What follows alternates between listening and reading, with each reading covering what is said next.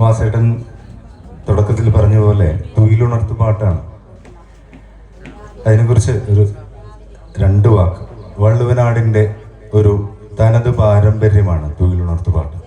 ശിവനും പാർവതിയും തമ്മിലുള്ള ചൂതുകളിക്കിടയിൽ ശിവഭഗവാൻ മോഹാലസ്യപ്പെട്ട് വീണപ്പോൾ ഭഗവാനെ പാടി ഉണർത്തിയ തിരുവരങ്ങത്ത് പാണരാരുടെ പാട്ടാണ് തുയിലുണർത്ത് പാട്ട്. ഓണക്കാലങ്ങളിൽ ഉത്രാട രാത്രിയിൽ മാദേവരെ എഴുന്നള്ളിക്കുന്ന ചടങ്ങിനോടനുബന്ധിച്ച് പാണ സമുദായത്തിൽപ്പെട്ടവർ പാടുന്ന പാട്ടാണ് തുയിലുണർത്ത് പാട്ട്. ഞങ്ങളിവിടെ ഒരു ശ്രമം നടത്തുകയാണ്.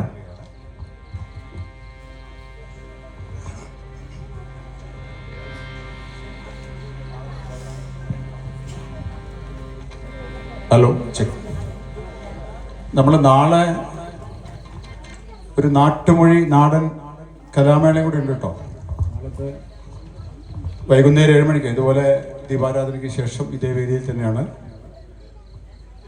അധീന നാടക നാട്ടറിവ് കണ്ണൂരുകാരുള്ളതാണ്. അപ്പോൾ അതൊരു വ്യത്യസ്തമായ രീതിയിലുള്ളൊരു അവതരണമാണ്. എല്ലാവരും കാണാൻ വരണം.